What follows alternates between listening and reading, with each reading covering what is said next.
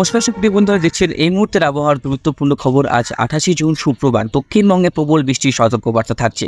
দক্ষিণবঙ্গে কোন কোন জেলাতে ভারী বৃষ্টি থাকবে, কোন কোন জেলাতে প্রবল বৃষ্টি থাকার সম্ভাবনা আছে এবং উত্তরবঙ্গে কোথায় কোথায় ভারী এবং অতি ভারী বৃষ্টি হবে, বাংলাদেশের কোথায় ভারী থেকে অতি ভারী বৃষ্টি হবে, সব কিছুই থাকবে আমার এই প্রতিবেদনে। অবশ্যই ভিডিওটাকে সম্পূর্ণ দেখার চেষ্টা করবেন এবং অবশ্যই চ্যানেলটি সাবস্ক্রাইব করবেন। চলুন বন্ধুরা, এই সময় আমরা উপগ্রহ চিত্রটা দেখে নেব। উপগ্রহ চিত্র আমরা দেখলে বুঝতে পারবো রংপুর, কলায় কাছাকাছি মেঘ উঠছে, তারপরে কলকাতা কাছাকাছি বিভিন্ন জেলায় হালকা বিক্ষিপ্তভাবে বৃষ্টিপাতের সম্ভাবনা হয়েছে। আজকেও কিন্তু বিক্ষিপ্তভাবে মাঝারি বৃষ্টির সম্ভাবনা আছে। কাল থেকে মৌসুমী বায়ু আজ বিকেল থেকে মৌসুমী বায়ু কিন্তু আরও সক্রিয় হবে।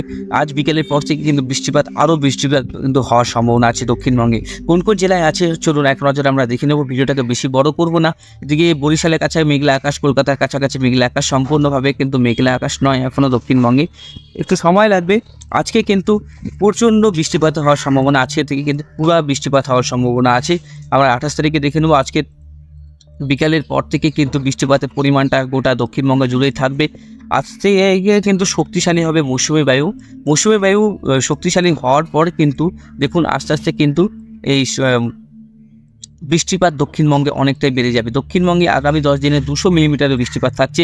এদিকে বিহার থেকে উত্তরবঙ্গে কিন্তু একটা নিম্নচাপ অক্ষরেখার প্রভাবে প্রবল একটা বৃষ্টির সতর্কবার্তা থাকছে।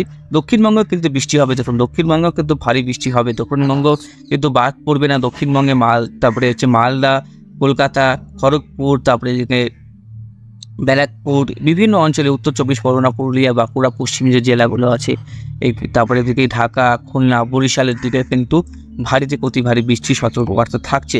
বজ্রবিদ্যুৎ সহ ভারী বৃষ্টি হবে, বাজ পড়ার সম্ভাবনা থাকছে। বন্ধুরা সাবধান থাকবেন, খালি জায়গায় থাকার চেষ্টা করবেন না। বজ্রপাত হলে, বৃষ্টিপাত হলে ওই যে ছাদে গিয়ে রিলস বানানো ওগুলো কিছু করবেন না, কারণ প্রচুর পরিমাণে কিন্তু এভাবে কিন্তু মৃত্যু ঘটছে। একটু সাবধান থাকবেন, সতর্ক থাকার চেষ্টা করবেন। এদিকে কিন্তু ভারী থেকে অতি ভারী বৃষ্টি দক্ষিণবঙ্গে শুরু হয়ে যাবে। বিভিন্ন জেলাগুলোতেই কিন্তু প্রবল বৃষ্টি চলবে। বর্ষা কিন্তু প্রথম 1 তারিখ থেকে প্রবল রূপটা ধারণ করবে বর্ষা।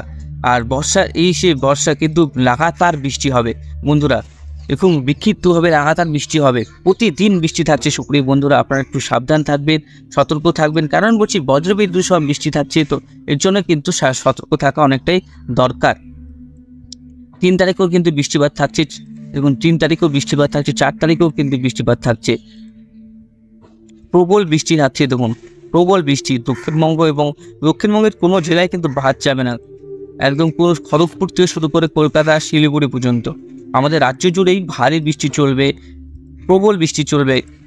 30 তারিখ থেকে প্রবল বৃষ্টি।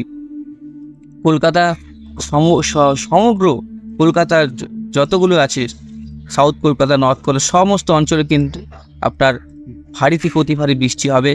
আর মুর্শিদাবাদেও কিন্তু অতি ভারী বৃষ্টির সতর্কবার্তা থাকছে। মুর্শিদাবাদ, নদিয়া এইসব অঞ্চলে কিন্তু ভারী বৃষ্টি থাকার সম্ভাবনা আছে।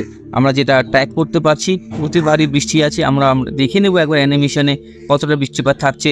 দেখুন নেক্সট 10 দিনে, আমি 5 দিন 6 দিন দেখাচ্ছি না, নেক্সট 10 দিনের বৃষ্টিপাত দেখাচ্ছি। দেখুন কলকাতা 222 250 মিলিমিটারের কাছাকাছি বৃষ্টিপাত আমরা নেক্সট 10 দিনে কিন্তু দেখে নিতে পারছি। এদিকে বন্যার পরিস্থিতি তৈরি হতে পারে কোন জেলায় আমি বলে দিচ্ছি। রংপুর, ময়মনসিংহ আর সিলেটে অতি ভারী বৃষ্টি হবে। 800 কাছাকাছি বৃষ্টি আমরা দেখে নিতে পারছি সিলেট অঞ্চলে। শিলং, শিলচর, ত্রিপুরা, কুমিল্লা, এদিকে গুয়াহাটি, আলিপুরদুয়ার, শিলিগুড়ি, তারপরে বঙ্গাইগাঁও, তারপরে আসামের জোরহাট, তেজপুর, এইসব অঞ্চলে কিন্তু ডুবলিগড়, এইসব অঞ্চলে কিন্তু ভারী থেকে অতি ভারী বৃষ্টি থাকার সম্ভাবনা আছে। এদিকে দিল্লি, আগ্রা পর্যন্ত ভারী বৃষ্টি চলবে মৌসুমী বায়ু।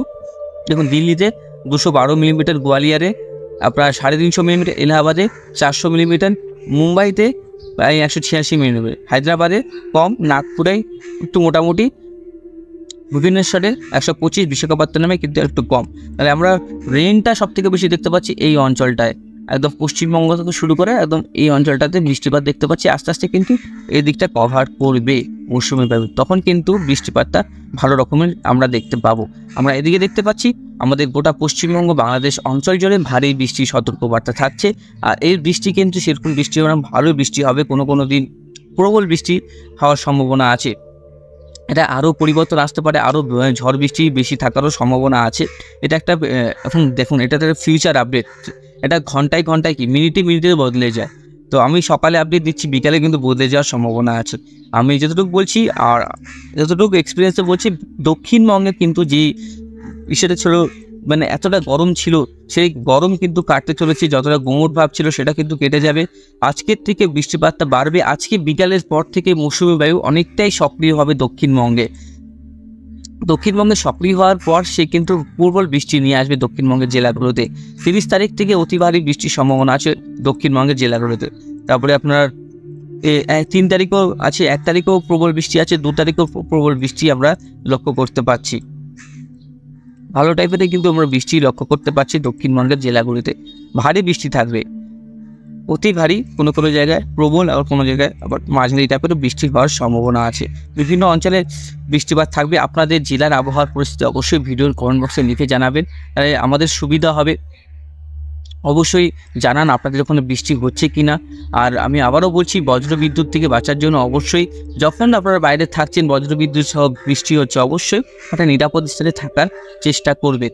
আর এদিকে আমরা রেডারে দেখে নেব, রেডারে কোনো জায়গায় কোনো কিছু হচ্ছে নাকি। এখন রেডারে আমরা সেরকম কোনো কিছু জায়গায় দেখতে পাচ্ছি না।